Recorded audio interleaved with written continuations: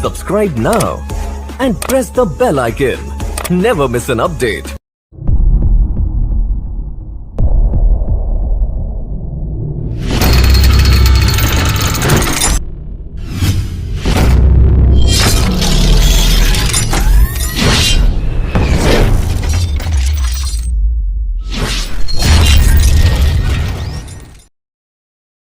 Video में हम लोग जानेंगे कि खांसी है कितने प्रकार के होते हैं और कौन सी खांसी में कौन सा कफ सिरप यूज होता है, यानी कि सूखी खांसी में कौन सा कफ सिरप यूज होता है और बलगम वाली खांसी में कौन सा कफ सिरप यूज होता है, और जो सूखी वाली खांसी होता है उसमें जो कफ सिरप यूज होता है उसके अंदर क्या सॉल्ट होता है, और जो बलगम वाली खांसी होता है उसके लिए जो कफ सिरप यूज होता है उसके अंदर क्या सॉल्ट होता है, क्या उसका जो है यूज होता है और क्या डोज होता है, क्या प्राइस होता है। तो सब सारी चीजें हम लोग इस वीडियो में जानेंगे, तो अंत तक इस वीडियो को जरूर देखिए।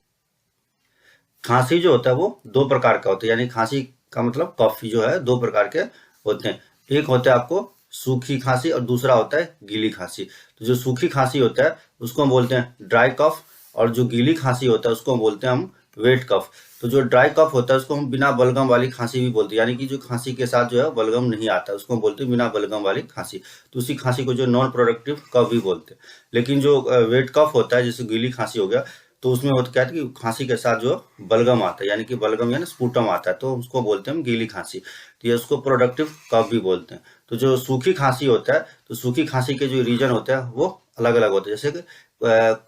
एलर्जी के वजह से भी सूखी खांसी हो सकता है, या पोल्यूशन डस्ट के वजह से भी सूखी खांसी हो सकता है, या जो हमारा जो सांस की नली हो तो उसमें किसी प्रकार का कोई ड्राइनेस हो जाए, सूखापन हो जाए, तो उसके वजह से भी जो है सूखी खांसी हो सकता है, या हमारा जो गले में किसी प्रकार का कोई इरिटेशन हो जाए तो उसके वजह से भी जो है हो सकता है खांसी, और बैक्टीरियल इन्फेक्शन और वायरल इन्फेक्शन की वजह से भी जो है सूखी खांसी होता है। लेकिन जो गीली खांसी होता है वो हमारा में मोस्टली होता है कोल्ड और कफ की वजह से, यानी कि कोल्ड और फ्लू जो होता है उसके वजह से, सर्दी खांसी जिसको जुकाम बोलते हैं, तो उसके वजह से भी जो है ये होता है। और वायरल इन्फेक्शन जैसे कोविड-19 हो गया या कुछ और वायरल इन्फेक्शन होता है तो उसके वजह से भी जो है गीली खांसी होती है।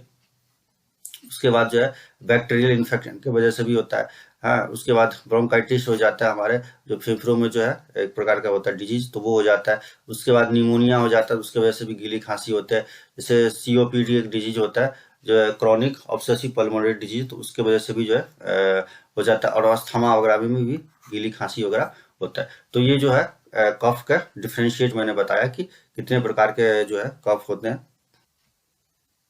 अब हम लोग जानते हैं कि जो है ड्राई कफ यानी कि सूखी खांसी के लिए कौन कौन सा जो है कफ सिरप यूज होता है, क्या उसके अंदर सॉल्ट होता है। तो जो सूखी खांसी होता है उसके अंदर ये मेन तीन प्रकार के ये जो है सॉल्ट जो होता है वो यूज होता है। जो पहला जो होता है वो डेक्स्ट्रोमिथोरफेन होता है, और दूसरा जो होता है क्लोरफेनिरामाइन होता है, और तीसरा जो होता है वो फिनाइलिफेरिन होता है। तो ये तीन प्रकार के जो सॉल्ट होता है वो बेसिकली जो है जो ड्राई कफ होता है उसमें यूज होता है। जैसे कि ये जो हमारे पास जो है ये एमरोलाइट डी जो होता है वो एमरोलाइट डी प्लस ये ड्राई कफ के लिए कफ सिरप होता है। तो उसके अंदर आप देखिए ये क्या है, क्लोरफेनिरामाइन होता है और फिनाइलिफेरिन होता है और डेक्स्ट्रोमिथोरफेन। तो ये जितने भी आपको ड्राई कफ का सिरप होगा ये तीन जो है मोस्टली ये यही साल्ट आपको मिलेगा ड्राई कफ में, जो कि सूखी खांसी होता है उसके लिए। तीनों सॉल्ट का जो हम अलग अलग यूज हम जानेंगे क्या यूज होता है। जो पहला सॉल्ट होता है वो जो डेक्स्ट्रोमिथोरफेन होता है, तो जो डेक्स्ट्रोमिथोरफेन होता है तो उसका जो यूज होता है वो कफ वगैरह को ट्रीट करने के लिए किया जाता है, यानी कि कफ जो हो रहा है तो उसको कम करने के लिए किया जाता है। तो इसको जो है जो हमारा जो कफ का जो मेन सेंटर होता है उसको क्या करता है वो कम कर देता है, यानी कि जो ब्रेन जो होता है हमारा जो जो जहाँ कफ को वो इंडिकेशन मिलता है, एक्टिविटी होता है, उसको सप्रेस। दूसरा जो सॉल्ट है क्लोरफेनिरामाइन, तो उसका जो यूज होता है वो होता है हमारे जैसे एलर्जी वगैरह को ठीक करने के लिए, यानी कि उसको जैसे नाक, किसी को खांसी भी हो रही है और खांसी के साथ साथ जो है अगर किसी को नाक भी बह रहा है या छींक भी आ रही है तो इन सबको जो है ठीक करने के लिए जो उसमें सॉल्ट होता है जो होता है वो क्लोरफेनिरामाइन यूज किया जाता है। तो जो कि ये जितने भी सॉल्ट होते हैं क्लोरफेनिरामाइन या जो है आपको ब्रोमफेनिरामाइन या फिर आपको साइट्राजिन हो गया, इलिवोसाइट्राजिन हो गया या फेक्सोफिनेडाइन हो गया, तो ये सब जो होता है वो जो ठीक करता है हमारे एलर्जी वगैरह को, यानी कि रनी नोज हो गया, स्नीजिंग हो गया या वाटरी आई हो गया, तो जैसे आंख से आंसू टाइप का आना या छींक होना या आपका नाक से पानी बहना, तो ये सब चीजों को जो है वो ठीक करता है। तो इसको हम बोलते हैं एंटी हिस्टामाइन या एंटी एलर्जिक जो है सॉल्ट होता है मैडम। उसके बाद अगर मान लो जो किसी को जो है खांसी भी हो रही है, नाक भी बह रहा है और जो है उसके साथ जो है जो नाक ब्लॉक भी है, यानी कि जो है नाक बंद भी रहता है, तो उसके लिए जो है सॉल्ट यूज होता है, वो होता है फिनाइलिफेरिन होता है। तो ये जो होता है फिनाइलफेरिन, ये जो होता है डिकॉन्जेस्टेंट मेडिसिन इसको बोला जाता है। तो ये जो ट्रीट किया जाता है हमारे स्टफी नोज, यानी कि नाक ब्लॉक होता है, तो उसके लिए जो है ये फिनाइलफेरिन जो उसमें ऐड किया जाता है। तो बेसिकली जो ड्राई कफ होता है उसके अंदर ये 3 सॉल्ट होता है, डेक्स्ट्रोमिथोरफेन, क्लोरफेनिरामाइन और फिनाइलफेरिन। तो ये जो होता है ये तीनों जो है सॉल्ट। तो मैं बता रहा हूँ कि जो ड्राई कफ के लिए जो है कौन कौन से जो कफ सिरप जो मार्केट में अवेलेबल है या डॉक्टर प्रिस्क्राइब करते हैं या फिर आप जो है आपको जो जाते हैं केमिस्ट के पास तो कौन से आपको देते हैं, तो उसकी अवेलेबिलिटी के अनुसार से जो उसके पास अवेलेबल होता है वो आपको दे देते हैं। तो जितने भी कफ सिरप होगा ड्राई कफ के लिए वो जो है वो डी से डिनोट होता है, जैसे कि एस्कोरिल D+ हो गया, तो यहाँ पर क्या लिखा हुआ है D+ लिखा हुआ है। तो अस्थाकाइन DX हो गया तो उसके अंदर सेम सॉल्ट होता है, तो ये हो गया। जैसे एमरोलाइट हो गया D+ हो गया तो उसके अंदर वही होता है। जैसे चेरी कफ हो गया तो ये सब भी जो होता है, और ग्रीन लेक्टस भी होता है, तो उसके अंदर भी जो आप देखेंगे तो क्या होता है, जितने भी ये आपको कफ सिरप दिख रहे हैं ड्राई कफ के लिए तो सबके अंदर वही होता है, क्लोरफेनिरामाइन और फेनिलिफेरिन और डेक्स्ट्रोमिथोरफेन होता है। अब जो होता है वेट कफ के लिए, तो जो वेट कफ यानी कि गीली खांसी होता है उसके लिए अलग से जो है वो सॉल्ट यूज होता है। तो उसके अंदर जो 3 सॉल्ट जो है कॉम्पोजिशन जो होता है मोस्टली यूज होता है, एक होता है लीवोसल्ब्यूटानल या सल्ब्यूटानल होता है, उसके बाद एम्ब्रोक्सोल होता है और इसका मतलब गुआफेनिसिन होता है। तो जैसा कि आप इस मेडिसिन में देख रहे हैं अस्थाकाइन LS है, तो इसमें देखिए आप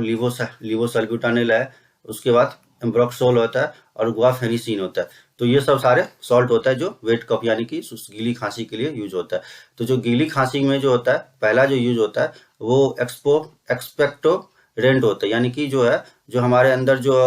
म्यूकस जो होता है, अगर हमारे जो सांस की नली है उसमें कोई कफ जो है रास्ते में अगर है तो उसको जो है बाहर करने का काम करता है।